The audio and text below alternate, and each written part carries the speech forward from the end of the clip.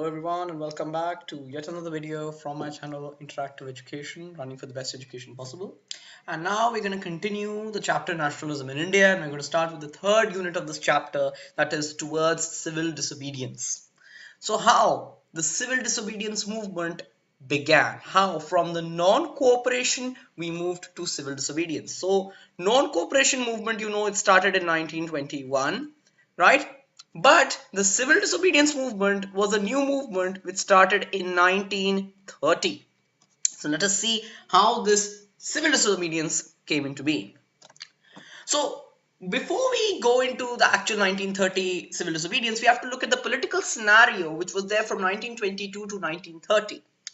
Now, Gandhiji called off the non-cooperation movement in February 1922. He called it off. Why did he call it off? It was because the movement was turning violent. And you know that Gandhiji did not like violent things, so his movement was turning gradually violent, especially in Chauri Chaura. And Chauri Chaura was a place near Gorakhpur in Uttar Pradesh, where a police station was burnt down by an angry mob. And again, this was one of the main reasons why Gandhiji called off the movement. Now, once that was done, we moved to the next part. But here, many leaders got tired of mass agitations. Like they said that already we have boycotted council elections, we have boycotted your legislative council elections. They were giving us opportunities to contest these elections, and we could have used them to represent Indian view, but we followed Gandhiji, and we did not do that. But now those leaders got tired of mass agitations and they wanted to contest elections to represent the view of Indians. This is important. And giving the British government a strong opposition in a legal manner. So they wanted to give the British government opposition in their own turf. Now, examples of this is Motilal Nehru. Motilal Nehru, that is the father of Jawaharlal Nehru, and C.R. Das, two leaders within the Congress, organized the Swaraj Party, and the Swaraj Party was within the Congress, and which it was for the purpose of contesting elections. Okay, so it contested elections. So for the purpose of contesting elections, they set up this Swaraj Party. Okay. And many younger leaders still, such as Jawaharlal Nehru himself and Subhash Chandra Bose, who later on formed the Azad Hind Fauj for an armed struggle after he had conflicts with Mahatma Gandhi over the same, still had belief in mass agitation. They still believed that mass agitation could bring wonders and wanted a strong nationwide agitation to oppose British imperialism. Right? So still, this was the Indian political scenario in 1922 to 1930, right? Now the Simon Commission. Again, the Simon Commission came into India in 1928, right? And it was a statutory commission. It was a commission which was set up by the British government. Okay, and what was the purpose? The purpose of this commission was to study the constitutional setup in India and suggest changes. So for these purposes, the Simon Commission was established, and in 1928 it was established and sent to India. Now, the commission was headed by Sir John Simon. Okay, this commission was headed by Sir John Simon, hence it was commonly called the Simon Commission. Although it's not named Simon Commission, but it was headed by Sir John Simon. This is Sir John Simon. Okay, this is Sir John Simon who who headed the commission. And all members, but the problem of this commission was, okay, fine, very good that John Simon was there and everything. That's very, very good. But all members of this commission were British. There was no Indian member. There was not a single Indian member, and again, this was something which greatly disturbed and enraged Indian people. Obviously, because Indian people felt that there's no Indian, how can British people tell us how we should be governed? So again, it was something which was a bad example of British imperialism, and it was a strongly opposed commission. Strongly opposed, very, very strongly opposed. Now, when the commission came to India in 1928. Finally, it came to India in 1928. It was greeted with very warm black flags and with the slogan "Simon, go back" when it achieved. And it was, this was a joint opposition by both the Congress under Gandhiji as well as the Muslim League under Muhammad Ali Jinnah. So both these organizations, which were ideologically different from one another, opposed this Simon Commission and they boycotted the commission. Okay, so this was again a political scenario in 1928. Again, it shaped Indian politics in 1928 as well. Okay, now idea of Poona Swaraj. Now, how did the idea of Poona Swaraj, and Poona Swaraj, the word Poona Swaraj means complete independence. complete independence. Now this may seem very, very obvious, but it was not at that time, because Congress had two main ideologies in it. There were two types of people in the Congress. One who wanted POONA Swaraj. There was one group that wanted POONA Swaraj, but there was another group which wanted dominion status. So they were happy with the dominion status under a British government. They wanted a dominion status under a British government. So there were two kinds of people in the Congress, right? They were not all of them who were demanding for POONA Swaraj or complete independence. Some wanted dominion status under a British government, right? And these were basically the liberals and moderates. Liberals and moderates. These were the two main organizations that asked for this, right? And let's go through the PPT. In 1929, Lord Irwin, who was the Viceroy of India, okay, he was the Viceroy of India, he proposed a vague offer. It was a very, very unclear offer for dominion status to India. So he offered, he gave an offer for dominion status to India, but it was very vague. There were no terms and conditions given. There was no idea drawn up. It was just randomly given to calm down the Congress and the Muslim League at that time. The liberals and moderates, as I've told, within the Congress were somewhat convinced with this offer. Why? Because they wish to have India be a dominion under a constitutional framework of the British, right? Again, they wanted India to be a dominion under the British, under a British constitutional framework. But it was seen that their influence in the Congress was gradually declining at that time.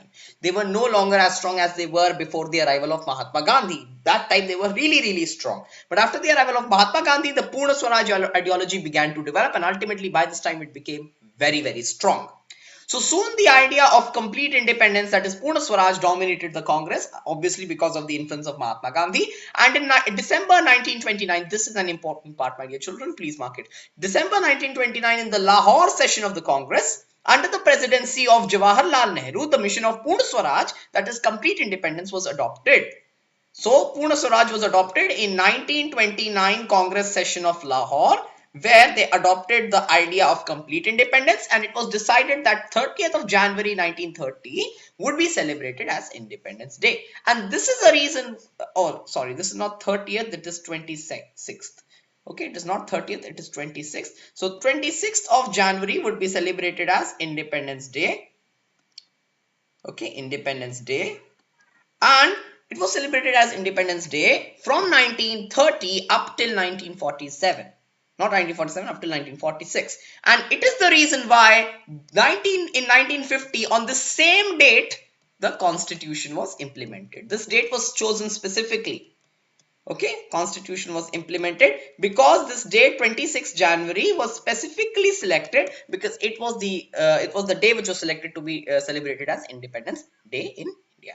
That is why on this day the Constitution came into effect, right? So I hope that's absolutely clear. That was the idea of POONA Swaraj. Next, we come to SALT as a tool. So after all of this backdrop, now let's come to the actual civil disobedience ideology. So Mahatma Gandhi ji, he was a very, very clever person, very, very understanding person, and he wished to inculcate all sections of society into a single united movement. That is what he believed. He believed that if everyone was integrated into one movement, then the movement would be very, very strong. And this would be with the use of a particular sentiment or idea. And he found this idea in SALT, right? So SALT was a tool, an idea he used to integrate all people. Now, salt was an ingredient of food and a basic necessity for everyone, right? That's even today. We can't have our food without salt, obviously. So the problem was it was taxed by the British government. The British government taxed salt. I mean, come on, it is a necessary ingredient. How can you tax such a basic necessity? But still, it was taxed by the British government. Now, Gandhiji felt that the salt tax should be abolished and was the most oppressive phase of British rule. I mean, what Gandhiji meant to say here was that the salt tax on salt, a basic necessity, was the biggest oppressive phase of British rule. No one can be this oppressive, right? It was a very, very oppressive phase of British rule.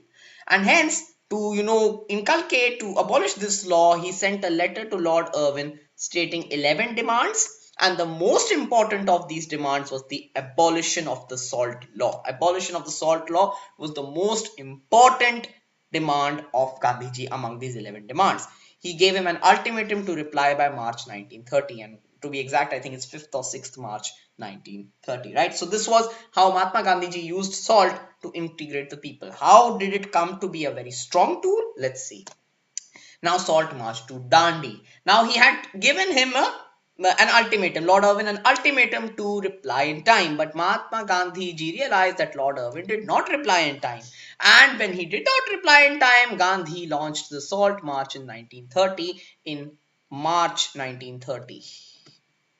In March 1930, the Salt March began, and along with a handful of trusted volunteers, this time he did not have many people, there were a handful of volunteers, and Gandhiji started from his ashram in Sabarmati and went to the Gujarati coastal town of Dandi, right? So it is called the Dandi March. Okay, commonly it is called the Dandi March or the Salt March. Okay, some people call it Salt Satyagraha, but I won't call it Salt Satyagraha because it was not a Satyagraha, it was a march basically. So people, along with Gandhiji, a few volunteers, about 100 to 120 volunteers were there. About these many volunteers went with Gandhiji to Sabarmati Ashram, where from Sabarmati Ashram to the eastern coastal town of Dandi, sorry, Gujarati coastal town of Dandi. Okay, and on the way he took stops and made speeches which encouraged people to join the march. So basically on the way when he was going together side by side, he made speeches also which encouraged people to join the march, right? And ultimately when he reached in April, on 6th April he reached Dandi. On 6th April when he reached Dandi, he had thousands of volunteers with him because he had garnered people with him now, right?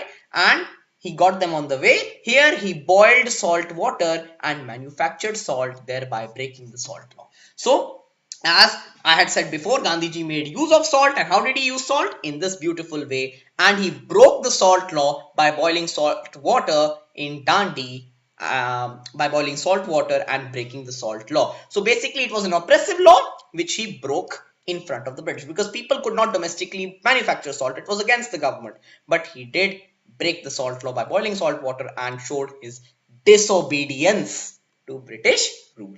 And the Salt March sparked off this new civil disobedience movement of 1930. So he disobeyed the British, and together it led to civil disobedience. That is disobedience amongst the people against the British rule. Right? So let's move forward. Civil disobedience of 1930. Now, this is a very, very important part, not only through nationalism point of view, because I like teaching this chapter as nationalism, but also in terms of examinations, this is an important point. Now, civil disobedience of 1930. After the Salt March, people followed Gandhiji and started breaking rules, right? And after the Salt March, people began mass civil disobedience against British rule in India. There was mass civil disobedience, large scale among the masses, civil disobedience, people breaking the rules, people breaking oppressive laws, right?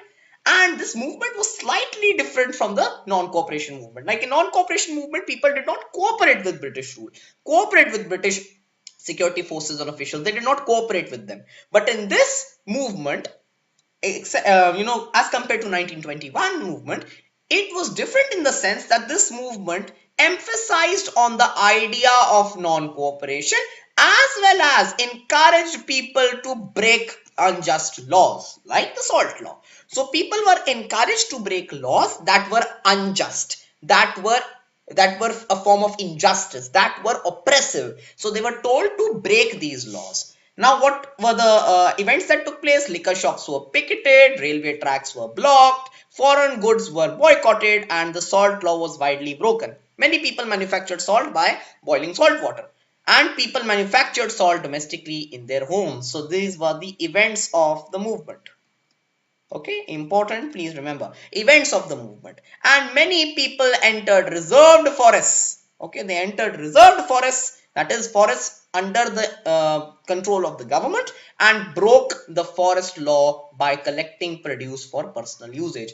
As we have discussed before, forests were barred, especially in Goodham Hills. When we were discussing, we saw that forests were barred from entry. People could not easily use forest produce, but people broke those forest laws and used forest produce. So in this way, people broke unjust laws.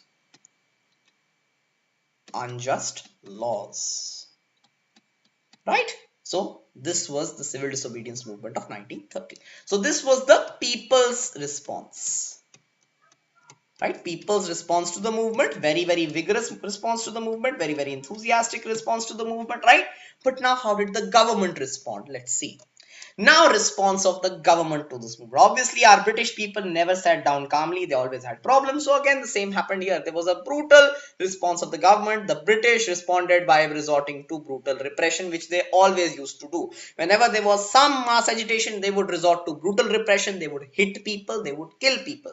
Now, satyagrahis and protesters were brutally beaten up, and Congress leaders were arrested one by one. They clamped down on the nationalists who led the movement, and gradually they were arrested one by one. When Gandhi was arrested, people attacked police stations. Now, Gandhiji himself was arrested at one point, and when he was arrested, people attacked police stations, government offices, and law courts, which were all signs of British power. So they attacked these places, law courts, police stations, government offices when Gandhiji was arrested. And these were all signs of British power and British rules influence. Later, Abdul Ghaffar Khan, who was also known as Frontier Gandhi, as he was a strong Gandhian, was arrested from Peshawar, which is now in Pakistan. And those who protested to this, such as women, children, and men, were brutally beaten up and some even killed. So there was large-scale brutal repression in Peshawar and in other parts of the country where people were beaten up, satyagrahis were brutally beaten up, and severely the government responded. And disturbed by this violence, obviously, when Gandhiji was a Ahimsavadi person, he never liked all of these things. So when he was disturbed by this violence, Gandhiji called off the movement and entered into a pact with Lord Irwin on 5th March 1931, and this is called Gandhi-Irwin Pact. Okay, Gandhi-Irwin Pact. And this Gandhi-Irwin Pact basically involved, it stipulated that Gandhiji would attend the second roundtable conference in London in return for the release of all political prisoners. So Gandhiji entered into a pact because he did not want to see his people being tortured like this. So he went into a pact with Lord Irwin, which is known as the Gandhi-Irwin Pact, and he agreed to attend the second roundtable conference in London because the Congress had boycotted the first roundtable conference. Okay, it had boycotted the first roundtable conference, but Gandhiji agreed to attend the second roundtable conference. Okay, second roundtable conference. Okay, in return for the release of all political prisoners that the government had arrested, such as Congress leaders, satyagrahis, etc., because of its brutal repression, right? So let's move on. This was the response of the government, and hence the civil disobedience movement of 1930 was culminated, right? But again, this created widespread outrage amongst people because some of their demands were not met, and some believed that if he had not called off the movement, India might have even got independence at that time. But again, this was what happened. We cannot really change it because Gandhiji was a believer of non-violence and he did not want the movement to go this much violent, right? So let's move forth. Now we come to communities and the civil disobedience movement. How different communities, now India has many different communities, so how different communities reacted to the movement, how they took part in the movement. So first are the rich peasants. Okay, this is the rich peasants. That is the rich peasant communities. These included the prosperous communities of the Jats of Uttar Pradesh and the Patidars of Gujarat. Patidars include the Patels. Okay, so in this way you can see included prosperous communities. These were the prosperous rich communities, rich peasant communities, which were basically landlords. Okay, they were basically landlord communities, and this included these communities. Now, what were their demands? They wanted a reduction in the high revenues charged by the British government on land, because obviously every land was taxed, every land had to, on every land you had to pay revenue, but these people wanted a reduction in these revenues. Why did they want a reduction? Well, it was because they had suffered greatly due to economic depression and could not pay the high revenues imposed by the government. Now, in about 1920s, late 1920s, there was an economic depression, and this had led to large-scale agricultural price drop. Agricultural prices had dropped, and because of this, there was economic depression. Since there was economic depression, they could not pay the high revenues imposed by the government, and they wanted a reduction or a complete finishing off of those revenues. Now, what did they do to do so? They actively participated in the civil disobedience movement, but reduced participation in its second phase in 1932. Because in 1931, after Gandhiji attended the conference, what happened was he came back disappointed. There was no consensus which was reached. And when he reached in 1932, he saw that everything was in peril. Nehru and Ghaffar Khan were back into jail and the government was resorting to brutal repression. So apprehensively, he relaunched the civil disobedience movement in 1932. But it is not so important to be discussed because it was very weak at that point. And an example is that the rich peasants did not participate in that 1932 or in very large numbers. It was because they were disappointed of it being called in 1931 without revision of revenue rates. Revenue rates were not changed, they were not reduced, and hence they were sad, they were angry, they were anguished at it being called off at its peak height of power. And participation included boycott of foreign products, breaking of laws, obviously, refusal to pay revenue, and taking part in protests. Had an aspirational approach to the movement. They had an aspiration of a reduction in revenue rates, and this was their form towards the movement, right? This was their attitude towards the movement. So if you get a question on the reaction and the attitude of rich peasant communities towards the civil disobedience movement, these 5 points will give you 5 marks, right? Let's move on. Now the poorer peasantry. Now we have looked at the rich peasant communities. Now we look at the poorer peasant communities, right? Now these included landless laborers and land tenants that cultivated rented land. Okay, those peasants that cultivated rented land, they paid rent and they cultivated the land which they had rented. Now they did not only desire a reduction in revenue demand, but also wanted the rent on the land to be remitted, to be completely called off as a result of the bad harvest and losses during economic depression. Again, during that economic depression, there was losses, there were bad harvest, and they wanted not only a reduction but a complete remission of the rent, complete termination of the rent on the land, right? Because of the bad harvest and losses, obviously. Now they participated in no rent campaigns. We will not give rent, no rent campaigns in villages and towns, and also found support in the socialists and communists. Now socialists and communists are basically aligned to the poor communities, to the worker communities, and they found support in these communities and they took part in these no rent campaigns, right? But what was the problem? Why they were not actually able to link to the civil disobedience movement? Congress did not really support these campaigns. Why did not support these no rent campaigns? Well, it's for a good cause. But why? It was because it was apprehensive of upsetting the rich landlords. Now, ultimately, the rich landlords, the industrialists, the capitalists, they were supporting the Congress. And if they did not have the support of these communities, the movement could not have actually been so powerful and successful as it was. So they did not want to upset these communities of rich landlords and rich peasants. That's why they did not really support these campaigns vigorously, strongly, and it was apprehensive of upsetting the rich landlords. Now, relation with Congress because of this for these communities remained uncertain. It was an uncertain relationship, and really they could not really connect with each other as much as they wanted to, right? So this was the poorer peasantry. Next are the industrialists. Industrialists again are the communities which are the rich, prosperous, they're factory owners. Industrialists and capitalists took active participation. Again, rich people wanted aspirations. Now, what were their aspirations? They wanted to discourage imports in order to decrease competition and increase profits. Obviously, they wanted less competition from foreign companies, foreign goods which were coming from England, and wanted to discourage imports in order to decrease competition and increase their own local profits. They demanded, what were their main demands? Now, this is important. They demanded an exertion of trade barriers and a rupee and sterling is the currency of Britain, sterling ratio to discourage imports, right? So they wanted a rupee is to sterling ratio in such a way that it would discourage imports, and they wanted exertion of trade barriers, right? So that imports could be discouraged. Now they set up organizations such as the Indian Chamber of Commerce to discuss interests, right? So to discuss their interests, they set up the Indian Chamber of Commerce, which is one example. Next is they included prominent personalities such as G.D. Birla and Purushottam Das Thakur Das. Again, these were prominent industrialists. Two names you should remember in the exam. If they ask a 1 mark question, it will be easier for you to answer. So G.D. Birla and Purushottam Das Thakur Das were two very prominent personalities who were part of this industrialist movement, and they supported the Congress's endeavors and the civil disobedience movement. Obviously, they gave support to it, and again, this was one reason why the CDM was powerful enough, because it was supported by these rich and powerful communities, right?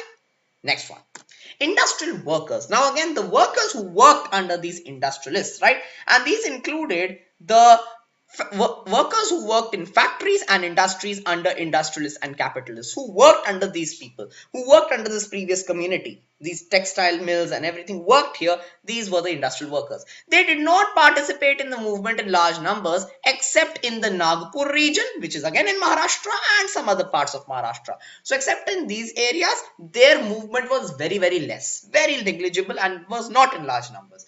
Why? Let's see. But before that, let's look at how they participated where they did. Where they did participate, they adopted ideas such as boycott of foreign goods. Okay, this was one idea they established, and adoption of Indian textiles such as khadi. Where they did participate, these two were the prominent activities that they adopted, right? Boycott of foreign goods and adoption of Indian textiles such as khadi. They also wore Gandhi caps and blocked railway tracks. They also faced security forces and protested against the policies of the government where they did. Okay, this was not really prominent, but where they did participate, this is what they did.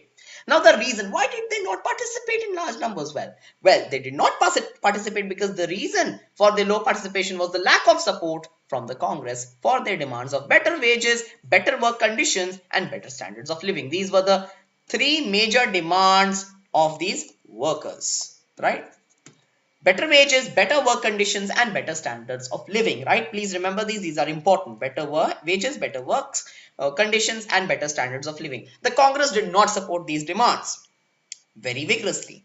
Why? Well, again, you can guess. I think it's because the Congress feared that raising the demands of workers could create tensions with industrialists and capitalists whose support was crucial for the movement's success. Again, they were scared of upsetting these two communities, industrialists and capitalists, whose support was crucial to make the movement a giant success, right? And hence, because of this, they really did not participate in the movement in large numbers. It's a very, very important question. It comes often, that why their movement was not in large numbers. For that, you have to write this and these 2 points and try to write in such a way that it can come for 5 marks. I wouldn't suggest writing these because they really contradict why they did not participate. So if you get a question that why they did not participate, try to include these 2 points and also one other point, like you can add something, but you can break this into 2 parts, for example, right? Their demands in one part and their low participation was lack of Congress, right?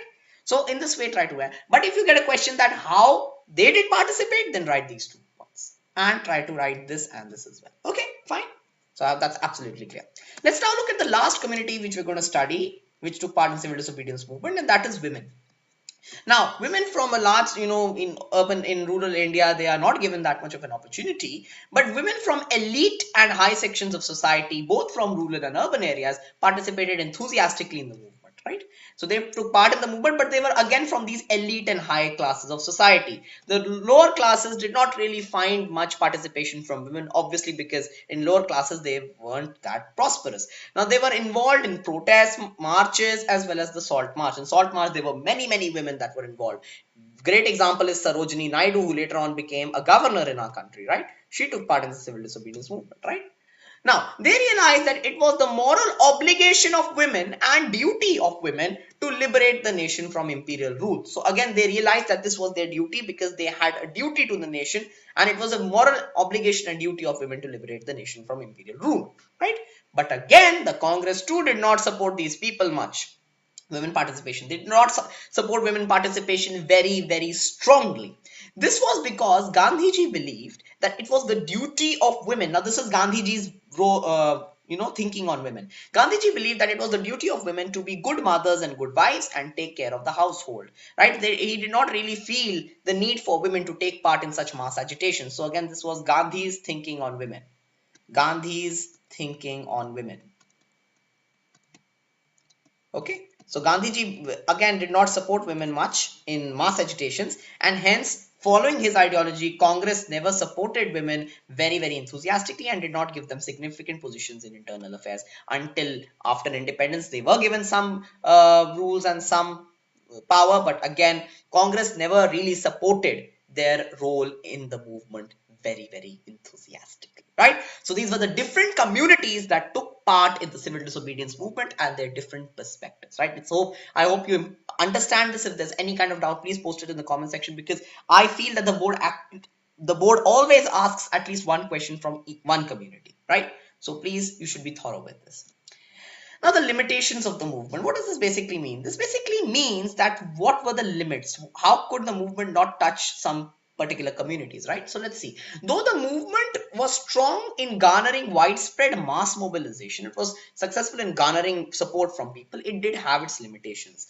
The lower sections of society, such as the scheduled castes, which we call them today, but they actually included the Dalits, the Mahars, which are the very Mahadalits, okay, Mahars, etc., could never connect with the movement as much as they wanted to. They could never connect to the movement very, very strongly.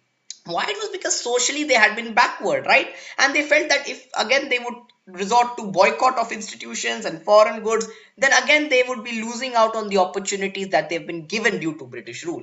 Gandhiji actually refuted untouchability and called the people of scheduled castes as Harijans, or men of God, right? Harijan, Hari ke Jan means men of God.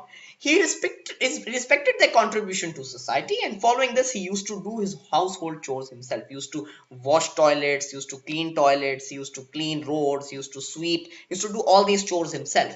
But still, the scheduled castes could not connect with the movement truly, and they had been deprived. This was because they had been deprived of privileges and opportunities for a long time. Obviously, socially, the Brahmins had always oppressed the non-Brahmins, especially the scheduled castes and lower castes.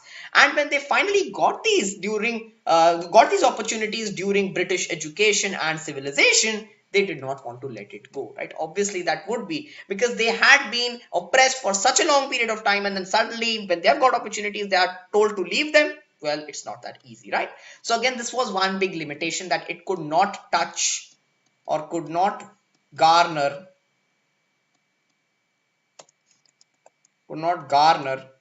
strong support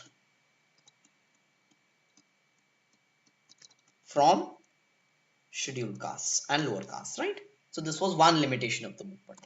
Next is the Poona Pact. Now this was a pact between Mahatma Gandhi and B.R. Ambedkar. So Gandhi and Ambedkar. It is also called the Gandhi-Ambedkar Pact. It was a pact between the two. B.R. Ambedkar, our great writer of the Constitution, chairman of the drafting committee of the Constitution, and the father of our Indian Constitution.